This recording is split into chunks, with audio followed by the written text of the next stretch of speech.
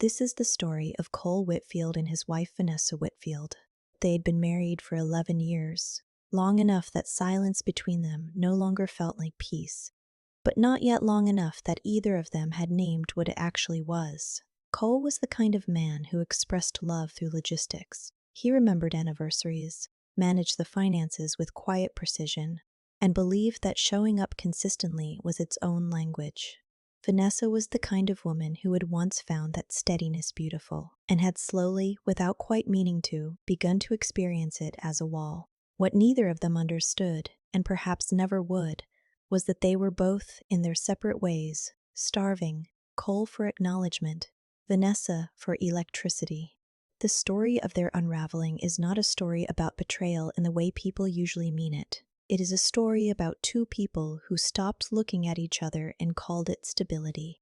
The kitchen in their house on Mercer Lane smelled, on most mornings, of coffee and dish soap and something faintly floral, a candle Vanessa kept on the windowsill that Cole had long since stopped noticing. He noticed it now on a Tuesday in early March, because it had burned down to almost nothing, a thin wafer of pale wax in a glass jar, and he thought briefly that he should mention it, then didn't. He poured 2 mugs of coffee, set one on her side of the island. She came downstairs in her robe, hair pinned back, and reached for the mug without looking at him, scrolling something on her phone with her other hand. "Sleep okay?" he asked. She set the phone face down. "You were snoring again. Sorry." "It's fine." It was not nothing, this exchange. In the early years, she would have nudged him awake, and he would have grumbled, and she would have laughed, and they would have made something small and warm out of a minor inconvenience. Now the inconvenience simply registered and was filed away, quietly, alongside all the others. Cole Whitfield was 43. He worked in commercial real estate, a field that suited him, methodical, relationship-driven, built on the understanding that a thing's value is often invisible until you know what to look for. He was not an unfeeling man. He was, in fact, a man who felt a great deal, but had learned early, from a father who treated emotion like a structural weakness, to route those feelings through action. He planned. He provided. He anticipated needs and met them before they were voiced, which he understood as love and which Vanessa had, at some point, begun to experience as preemption, as if he were always 3 steps ahead, leaving her no room to want anything he hadn't already arranged. Vanessa was 41. She had left a marketing career 4 years ago to freelance, which had been the right decision professionally and had introduced, without either of them fully tracking it, a new geography of the days. She worked from home, he left and returned, and somewhere in that rhythm they had become people who cohabitated rather than people who lived together. She had friends who made her laugh in ways that Cole, these days, rarely did. She had a particular friend, Dara, whom Cole had met perhaps 6 times, who seemed, from what he could observe, to receive a version of Vanessa that he no longer did, animated, a little reckless, unguarded. He had thought about this more than he'd ever said. That Tuesday morning, she told him she was thinking of a spring trip. "Just a girl's thing," she said, already returning to her phone. "Probably late April." "Where?" "We're looking at a few places. Dara has some ideas." Cole nodded. He thought, though he couldn't have said precisely why, of the anniversary trip they had taken 2 years ago to Charleston, which had been his idea and his planning, and which Vanessa had enjoyed in a way that felt, to him, like a courtesy. She had not suggested a trip herself since. Not with him. "Sounds good," he said. She looked up briefly, something passing across her face that was not quite guilt and not quite relief. "You don't mind?" "Why would I mind?" She held his gaze for a moment. "I just wanted to make sure." "Go," he said, and picked up his own phone, and the conversation ended there, as most of their conversations did. Not badly, not sharply, but incompletely, like a sentence both parties had agreed, without speaking about it, to leave unfinished. That evening he sat in his office, the small room off the hallway that had never quite become anything, just a desk and a lamp and a chair, and opened his laptop.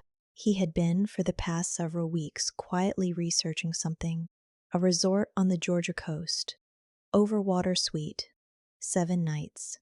A package that included, according to the brochure language that he read with the careful attention he gave to all contracts, a private dinner on the beach, a couple's spa day, a sunset sailing excursion. It was the kind of thing Vanessa used to say she wanted. He stared at the page. Outside the window, the neighborhood was going dark in the ordinary way. Porch lights coming on, the muffled sound of someone else's television. He thought about the way she'd said, "I just wanted to make sure," and the slight hesitation before the word sure and what it might or might not mean. He booked it. $4,600 for the suite, the rest in add-ons. $6,240, charged to the card that was technically his, but that they'd always treated as shared. He did not tell her. He sat with the confirmation email on his screen and felt something he could not quite name. Not happiness, not hope exactly, but something close to them. The feeling of having made a move before understanding the board.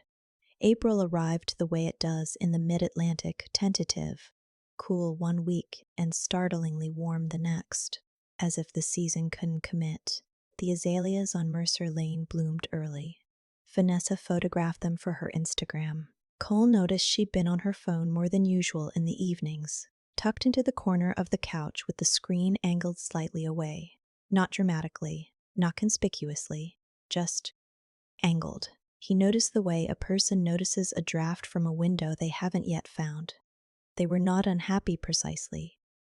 That was the thing that made it difficult to name. They watched television together. They ate dinner together most nights. She told him about a client's rebrand she was working on.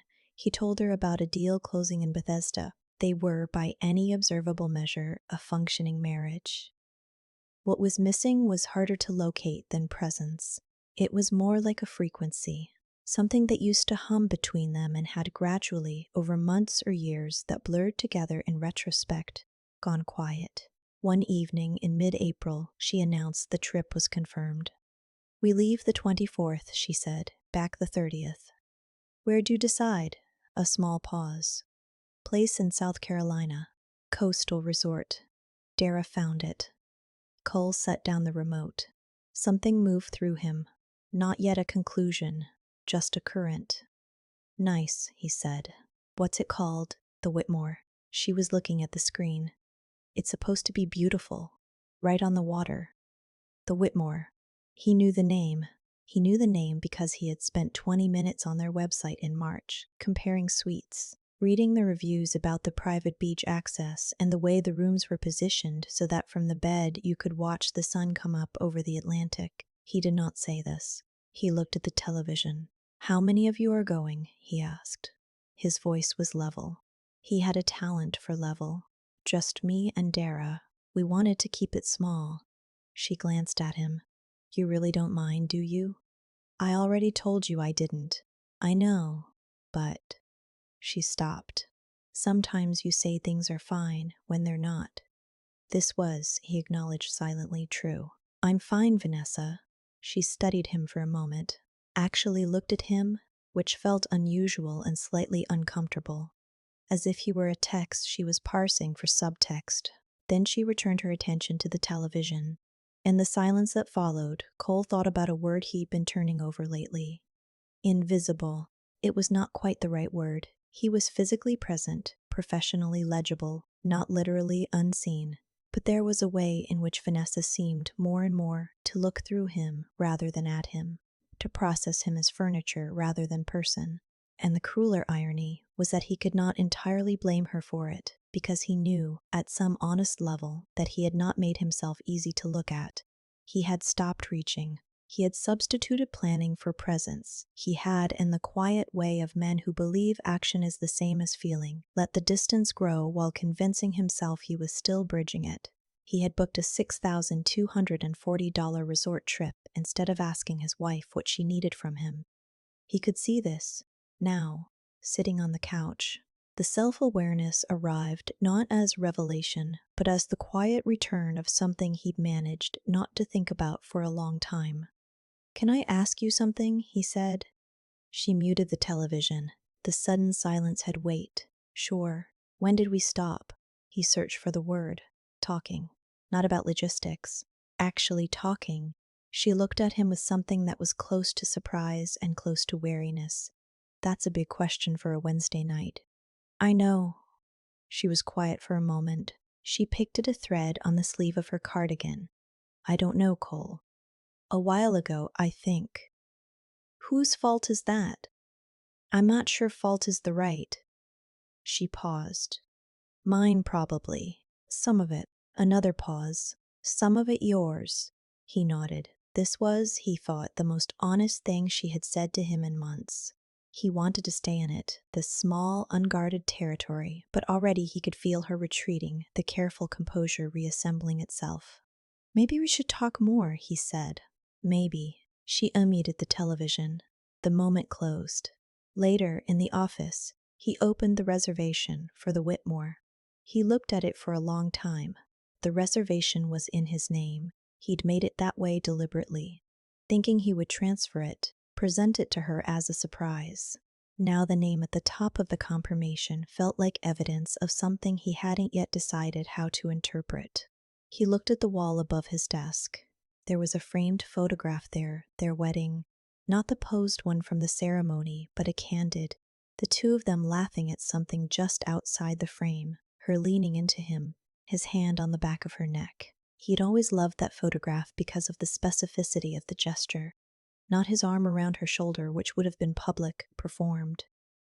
His hand on the back of her neck, which was private, proprietary in the best sense. He wondered when he had last touched her that way. He wondered, carefully, not wanting to fully form the thought, who she would be leaning into at the Whitmore on the morning of April 25th. He did not call it knowledge yet. He held it at the door of himself and waited. Then, oddly, in the way people sometimes surface to say something strange in the middle of grief or confusion, he looked at the middle distance and said quietly, to no one in particular, or perhaps to whoever might be watching all of this unfold, I don't know. Maybe like this story or subscribe or something. He blinked, shook his head slightly as if the thought had come from somewhere outside him, embarrassed by it in a way he couldn't explain. He closed the laptop, turned off the lamp, and went to bed, careful not to wake Vanessa, who was already asleep. He confirmed it 4 days before she left. He did not hire anyone. He did not go through her phone. He had never been that kind of man, which was perhaps itself a kind of blindness, an ethical code mistaken for virtue. What he did was simpler and somehow more devastating. He called the Whitmore directly, gave the reservation number, and asked the front desk to verify the second guest on the booking. There was no second guest named Dara. The name on the reservation, his reservation, for the suite he had chosen and the dinner he had planned, had been modified. The second guest was listed as Marcus Bellamy. He did not know a Marcus Bellamy. He Googled the name with Vanessa's and found, 3 results deep, a LinkedIn connection they shared from her old marketing days. A creative director, 45, based in DC, tall in his profile photo, easy smile, the kind of effortless handsomeness that doesn't try. Cole sat with this information for 2 days. He did not cancel the reservation immediately. He did not confront Vanessa. He cooked dinner on Thursday as he always did. He asked about her packing on Friday. He helped her load the car on Saturday morning, actually lifted her bag into the trunk and squeezed her shoulder and said, "Have a good time," and watched her pull out of the driveway with an expression she couldn't see. Then he went back inside and called the Whitmore. He explained, carefully and without any particular emotion, that he needed to make a change to the reservation, a billing issue. He gave them his card information and told them he'd be handling the account directly, meaning no additional charges would process, and the reservation's pre-authorized amenities would require reconfirmation at check-in, which they would not be able to provide, because the card on file would, as of that moment, be frozen to the vendor. It wasn't cancellation. Not exactly. It was subtler than that. It was removing the foundation from a structure that appeared, from the outside, to be standing. Then he called his attorney. He had spoken to Daniel Reeves twice in the past month. Exploratory conversations both times that he had told himself were just information gathering. Now he called a third time and said, "Move forward." When Vanessa came home 6 days later, she was quiet in a way she was working very hard to frame as tired. She texted him throughout the week, normal texts, the kind of texts a person sends when they need the performance of normalcy to feel continuous. He had responded to all of them. He was good at continuity. She set her bag down in the entryway. He was at the kitchen island with coffee. "How was it?" he said. "Good." She didn't meet his eyes immediately. Relaxing. The resort was nice. A slight flicker. It was beautiful. Right on the water, like they said. "I'm glad." He wrapped both hands around his mug. "There was a bit of a billing issue, I heard." She looked up. Her face did something complicated. A cascade of micro-expressions, none of which she managed to suppress in time. "What?" "The hotel apparently had some trouble with the booking." He kept his voice entirely even. "Amenities couldn't be processed. Dinner on the beach got cancelled." "I imagine that was frustrating." The silence lasted perhaps 8 seconds. It was the longest 8 seconds he could remember. "Cole, I'm not going to yell at you," he said. "I want you to know that. I've decided I don't want this to be a yelling conversation." "Cole, it's not, you don't have to explain it." He looked at her directly. He had been practicing this, not a speech, just the act of looking at her and staying in the room with what he knew. "I don't think an explanation is what I need right now." She sat down on the stool across from him. She looked, he thought, less guilty than exhausted. The exhaustion of someone who has been carrying something heavy for too long in a space that's too small. He could have hated her for it. He was surprised, in this moment, to find that he mostly felt tired in a parallel way, as if they were two people who had arrived at the same destination by different bad roads. "I didn't mean for it to be like this," she said. It was not a defense. It was just a statement. "I know," he said. And he did, actually. "I was lonely," she said. The word landed carefully. "I know that's not an excuse." "No," he agreed, "but it's a reason." She looked at her hands. "Are you angry?" He considered this honestly. "I'm something. I'm not sure anger is the largest part of it." She waited. "I booked that resort," he said. "The Whitmore. I booked it in March. It was supposed to be a surprise, an anniversary thing." He paused. "I hadn't told you yet because I was still trying to figure out how to talk to you, which I realize is part of the problem." She closed her eyes briefly. When she opened them, they were wet, though no tears fell. "Cole, I know. I'm so sorry." "I know that too." He had filed the separation paperwork that morning. He had not told her this yet. He looked at her across the island, this woman he had chosen and built a life alongside, and somewhere along the way had stopped actually knowing, and felt the specific sorrow of a loss that has not happened all at once, but over 1,000 small moments, each of them survivable, the accumulation of them not. "I think we need some time apart," he said. "I've already spoken to Daniel." She absorbed this. She did not argue. He had thought, distantly, that she might fight for them in this moment, in the way that might have made a difference months ago. But she didn't, and somehow her not fighting told him more about the state of the marriage than any of the rest of it had. "Okay," she said quietly. That was all. Just okay. The apartment Cole rented in early May was on the 4th floor of a building in Rockville, 15 minutes from the house on Mercer Lane. It was smaller than anything he'd lived in since his late 20s, and he found, unexpectedly, that he didn't mind it. The smallness imposed a kind of clarity. You could not avoid yourself in 700 square feet. He cooked for one. He walked in the evenings. He worked, which had always been the easiest thing. He spoke to Daniel twice a month and to his sister in Portland on Sundays. He was, in the way that becomes available to people once they stop performing a version of themselves, gradually becoming more accurate. He did not speak to Vanessa often. When they did communicate logistics of the house, a shared investment account that needed attention, she was careful with him in a way that felt like remorse rendered into manners. He appreciated the manners. He was not ready for more than that. Marcus Bellamy, he gathered, had not materialized into anything concrete. He had no particular feelings about this one way or another. He had thought he would feel more anger, vindication, something with an edge, and instead what arrived, slowly, was a kind of compassionate detachment, as if Vanessa's choices were a story he'd had a minor role in rather than the central wound he'd expected them to be. Vanessa, for her part, was navigating something she hadn't anticipated, the absence of the shape of the marriage. She had imagined, in the way people imagine the thing they want without fully reckoning with what it costs, that the relief would be cleaner. It was not.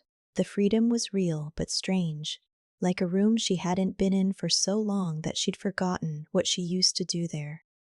She told her friends that it was mutual, that they'd grown apart, that Cole was, and had always been, a good man. She said all of this because it was true, which was precisely what made it complicated. You could not hate a good man for not being everything you needed. You could not villainize a marriage that had simply, slowly, emptied of oxygen. But the human need to be understood drove her, on some evenings, to shade the story slightly, to imply that the emotional distance had been his doing, that she had tried, that what happened at the Whitmore had been a consequence rather than a cause. She knew, in the part of herself she didn't narrate to anyone, that this was not entirely honest. Dara knew most of the truth and said very little, which was the right choice. What Dara did say once was, "Do you think you were bored with Cole or just bored?" Vanessa hadn't answered. The question lodged in her and wouldn't quite dissolve. Cole, in his fourth-floor apartment, was reading more than he had in years. He picked up a book on midlife and identity, not self-help exactly, more philosophical, and found in it a sentence that he copied into his notes app: "The unlived life will find a way to present its bill." He wasn't sure if it applied to him or to Vanessa or to both of them, which seemed about right. He was not bitter. This surprised him. He had braced for bitterness the way you brace for a cold, inevitably, fully. And it had not arrived, or had arrived so briefly that it didn't take. What came instead was a slower reckoning, the kind that doesn't resolve into a lesson but simply deepens, an understanding of how two people can mean well and still cause harm, can love each other and still make each other smaller. He called his sister, Claire, on a Sunday in September, 6 months after he'd moved out. She asked how he was doing. "Honestly," he said, "better than I expected," which maybe says something about what I'd accepted. That's a hard thing to realize. It is. He was standing at the window. The street below was doing what streets do in autumn: leaves, people in jackets, a particular quality of light. "I keep thinking about the photograph, the one from our wedding." "Which one?" "The candid, where my hand is on her neck." "I know the one." "I took it with me," he said, "from the house. I'm not sure why. I just couldn't leave it." He paused. "I don't think I'm angry at her, Claire. I'm angry that we let it get so far before either of us said anything real." "Both of you let it," Claire said gently. "Yeah," he agreed. "Both of us." In November, Vanessa texted to ask if he would meet her for coffee. He said yes. He was not sure why, or rather, he was sure in the way that people are sure about things they haven't fully verbalized. There was a version of completion available in this meeting that he hadn't known he needed until the invitation arrived.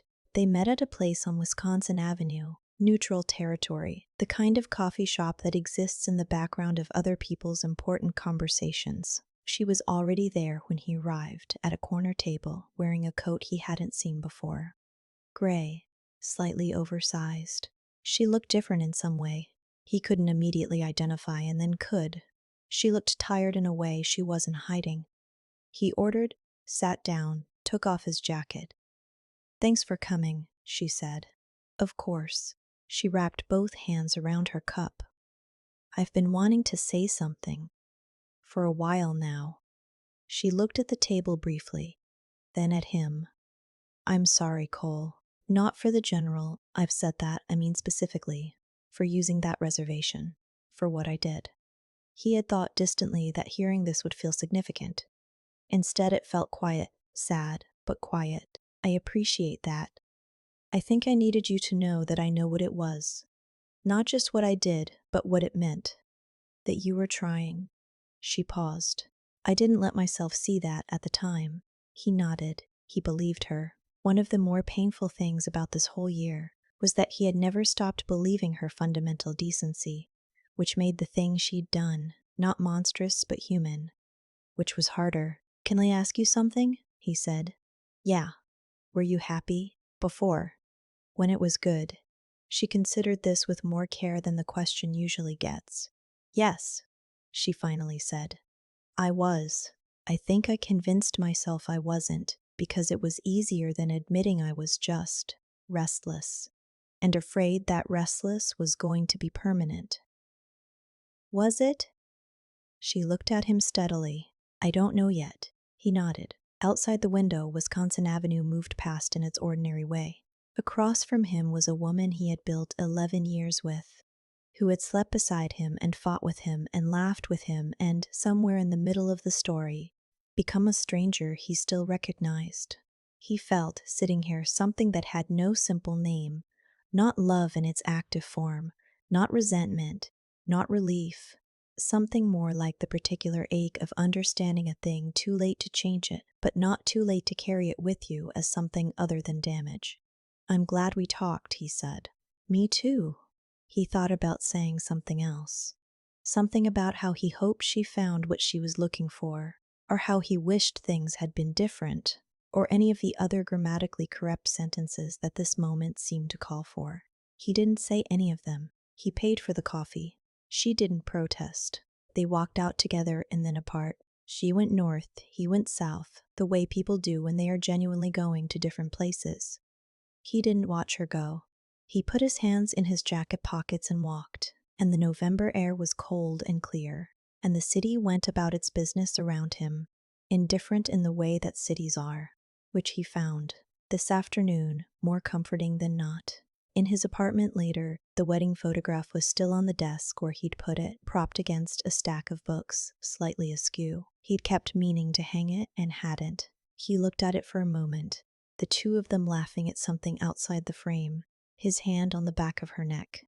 He thought, "I still don't know what we were laughing at," he thought. "I should have asked her more often." He left the photograph where it was. He made dinner. He washed the single dish. He turned off the kitchen light. Outside, the city continued. He let it,